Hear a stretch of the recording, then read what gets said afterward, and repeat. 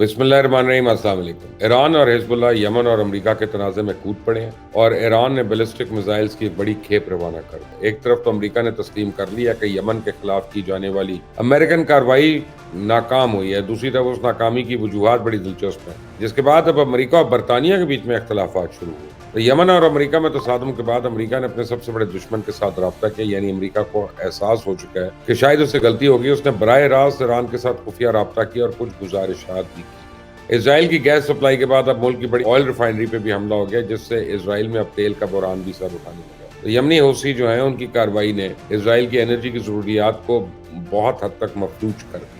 Israel और Hamas के दरमियान जारी तनाज़े को 100 दिन मुकम्मल हो चुके हैं। इस दौरान मुसलमान ममालिक की बेइज्जती तो एक तरफ, लेकिन दूसरी तरफ फलस्तीनी जंगजुओं ने कामयाबी के झंडे गाड़ दिए। इससे पहले के बात को आगे बढ़ाएं, आपने अगर अभी तक इस चैनल को सब्सक्राइब नहीं किया तो प्लीज़ कर लें, बेल आइकॉन को भी प्रेस करिएगा, तो मज़ीद अपडेट्स आपको खुद ब खुद मिलती रहेंगी। इसराइल और हमास के दरमियान जारी तनाज़े को 100 दिन मुकम्मल हो चुके हैं। इस दौरान मुसलमान ममालिक की बेइज्जती तो एक तरफ, लेकिन फलस्तीनी जंगजू जो है, उन्होंने कमाल जुर्रत और बहादुरी का मुजाहरा जो है वो दिखाया। और इस तनाज़े में अब तक हज़ारों इसराइली टैंक, फौजी गाड़ियाँ और चंद इसराइली जहाज भी तबाह हो चुके हैं। इसराइल के अंदर इस वक्त तबाहशुदा गाड़ियों का पूरा कबाड़ खाना है, फिर समझ लें कि कब्रिस्तान बन गया, जिसे एक नज़र देखने के बाद आप अंदाज़ा लगा सकते हैं कि फ़लस्तीनी मुजाहिदीन ने इसराइल का हशर क्या किया। तफसील में जाने से पहले एक बार डिस्कस करना बड़ा ज़रूरी है कि 100 दिन हो चुके हैं इसराइल और इत्तेहादी अमेरिका और बरतानिया को। क्या वो बता सकते हैं कि उन्होंने हमास को क्या नुकसान पहुंचाया? क्या उसके तरबियती नेटवर्क्स ख़त्म कर दिए गए? असले की सप्लाई रोक दी गई? असले के डिपो ख़त्म कर दिए? गाजा से उसको बाहर निकाल दिया? बड़ी तादाद में जंगजू हलाक कर दिए? गाजा से उनका कंट्रोल ख़त्म कर दिया? रॉकेट हमलों की सलाहियत ख़त्म हो गई? इसराइली फ़ौज पे हमले बंद हो गए?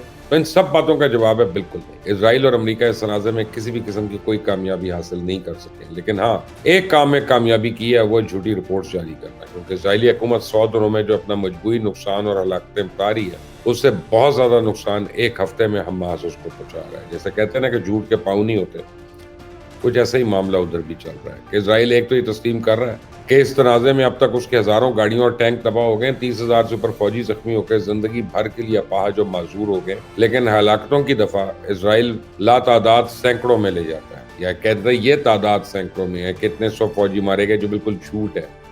और इसराइली फौज की मजमूई तादाद के लिहाज से देखा जाए, सिर्फ हमास के साथ तनाज़े में अब तक इसराइली फौज के बहुत बड़ी एक अक्सरियत जो है वो मफलूज या मुतासर हो चुकी है। तो फलस्तीनी तंजीम ने अमन मुआहिदा टूटने के बाद से लेकर अब तक इसराइली फौजियों की हलाकतों के तादाद 5,000 से ऊपर बता दी है, जबकि 7 अक्टूबर और उसके बाद की हलाकतें उससे अलग हैं। तो फलस्तीनी तंजीम ने अपनी तमाम बड़ी कार्रवाइयों को हर बार बाकायदा वो रिकॉर्ड कर रही है, वीडियो रिकॉर्ड भी जारी कर रही है। और अगर इन वीडियोस के अदाद और शुमार को देखा जाए तो इसराइली फौज की हलाकतें हजारों में बन रही हैं, क्योंकि गाजा के अंदर इस घमसान का रन पड़ा। तो ज्यादातर वाकयात के वीडियो सबूत नहीं भी मौसूल होते, लेकिन इसके बावजूद इसराइल की बेचारगी का अंदाजा इस बात से लगाया जा सकता है कि इसराइल अभी तक हमास को पहुंचाए जाने वाले नुकसान की तफसीलात नहीं फराहम कर सका। और जो एक दो रिपोर्ट जारी भी की हैं, वो झूठ का ऐसा पलंदा जो चंद घंटों में ही जमीन बोस हो गया। तो इस वक्त सूरत हाल ये है कि इसराइल ने लेबनानी तंजीम हिजबुल्लाह को सीज फायर की ऑफर की है कि बैठकर मुज़ाकरात के जरिए इस लड़ाई को खत्म किया जाए, जिसके जवाब में हिजबुल्लाह ने दो टोक इनकार कर दिया और कहा कि अभी तो लड़ाई शुरू ही नहीं हुई, हम तो इस तनाज़े को बहुत आगे तक देख रहे हैं। तो इसराइल के अंदर की सूरत हाल ये है कि बहुत से लोग इसराइल छोड़ चुके हैं, बहुत से लोग छोड़ना चाह रहे हैं, बहुत छोड़ के जा रहे हैं। और इसराइल के अंदर इस वक्त तमाम कारोबारी सरगर्मियां मुअत्तल या खत्म हो चुकी हैं। दुनिया की कोई भी कंपनी इस वक्त इसराइल के साथ कारोबार करने या सामान भेजने को तो बिल्कुल तैयार नहीं। इन्वेस्टर्स तेजी से वहां से अपना सरमाया निकाल रहे हैं। दूसरी तरफ हिजबुल्लाह ने भी अब इजरायली और अमेरिकन जहाजों पर हमलों में शामिल हो चुके हैं। और अपने खिताब में हिजबुल्लाह के सरबराह हसन नसरुल्लाह ने कहा कि यमन के खिलाफ अमरीकी इकदामात ने रेड सी के अंदर हर तरह के जहाजों के आमदोरफ्त को खतरे में डाल दिया। और बैरूत में खिताब करते हुए हसन नसरुल्लाह का कहना था कि अमेरिका और बरतानिया के हमलों के बाद यमनी रेड सी में गाजा की हिमायत रोक देंगे। ये अमेरिका की गलत है। रेड सी में इसराइल जाने वाले बहरी जहाजों पे हमले जारी रहेंगे। और उनका कहना था कि जहाजों पर हमले इसराइली जारियत के जवाब में यमन का कम तरीन अभी आप समझे रद्द अमल है। तो लेबनान के महाज पे गाजा की हिमायत इसराइली जारियत रुक तक जारी भी रहेगी। गाजा में जारियत रुकेगी तो बातचीत होगी। इराक और यमनियों में भी गाजा में जारियत रुकवाने का मुतालबा है। हिजबुल्लाह के सरबराह का कहना था कि इन बेवकूफ़ों ने बहरा एमर में आलमी जहाज़ों के 95% तहफ़्फ़ुज़ को तबाह कर दिया। अगर अमरीकनों के पास दिमाग होता तो उन्हें समझ आती कि तमाम महाज का सबब एक ही है। और अगर अमरीकी नस्ल परस्त और मगरूर ना होते तो ये बात समझ जाती है नताइज रोकने की कोशिश में है।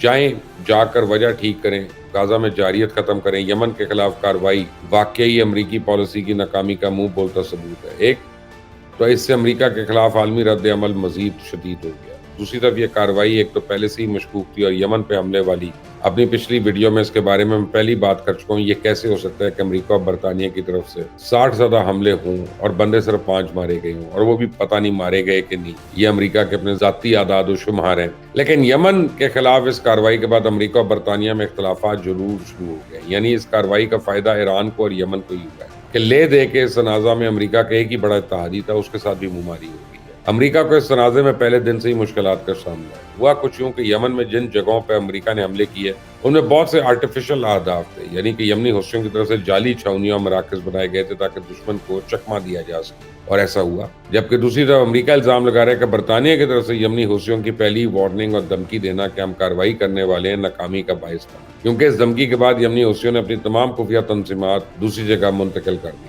کچھ بھی ہو، اب بہانے بنانے سے کچھ حاصل ہونے والا نہیں، کیونکہ امریکہ کا یہ آپریشن بری طرح ناکام ہوا۔ میرے خیال سے امریکہ کو ریڈ سی کا علاقہ راس نہیں آیا، اسے وہاں سے فوراً نکل جانا چاہیے، کیونکہ ایران اب یمن کو بیلسٹک میزائلز کی ایک بڑی کھیپ پہنچا رہا ہے، جبکہ دوسری طرف حزب اللہ سے بھی مزید اسلحہ یمنی حوثیوں کو روانہ کر دیا گیا۔ لہٰذا اس سے پہلے کہ کام زیادہ خراب ہو جائے، جس کے بعد امریکہ اور برطانیہ ایک دوسرے پہ مزید الزامات لگاتے پھرے، ناکامی کا ملبہ ایک دوسرے پہ ڈالتے پھرے، دفع کریں، ہر چیز فانی ہے، نکل جائے ریڈ سی سے۔